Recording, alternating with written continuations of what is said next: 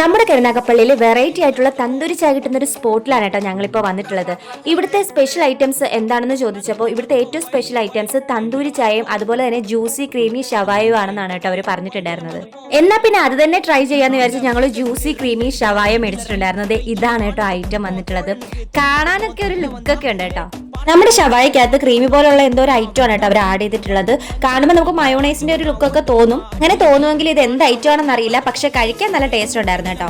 ഇനിയാണ് നമ്മുടെ തന്തൂരി ചായയുടെ എൻട്രി വരുന്നത്. ഇതേ തന്തൂരി ചായ ഉണ്ടാക്കുന്ന രീതിയാണ് കേട്ടോ നിങ്ങൾ ഈ കാണുന്നത്. നമ്മുടെ ഈ തന്തൂരി ചായക്ക് ഒരു ആയുർവേദിക് ടച്ച് ഒക്കെ ഉണ്ട് കേട്ടോ. അങ്ങനെ പറയാൻ കാരണം എന്താണെന്ന് വെച്ചാൽ 7ഓളം ഇൻഗ്രീഡിയൻസ് അതിനകത്ത് ആഡ് ചെയ്തിട്ടുണ്ട്.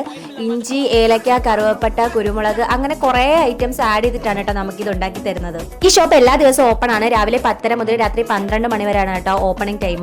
അപ്പൊ നമ്മുടെ ഈ ലൊക്കേഷൻ വരുന്നത് നമ്മുടെ കരുനാഗപ്പള്ളി ചവറ KMML ജംഗ്ഷനിൽ നിന്ന് കിഴക്കോട്ട് വരുമ്പോൾ പുത്തൻചന്ത എന്ന് പറയുന്ന സ്ഥലത്തിനടുത്തായിട്ടാണ് ഈ കേരള ജ്യൂസി ഉള്ളത്.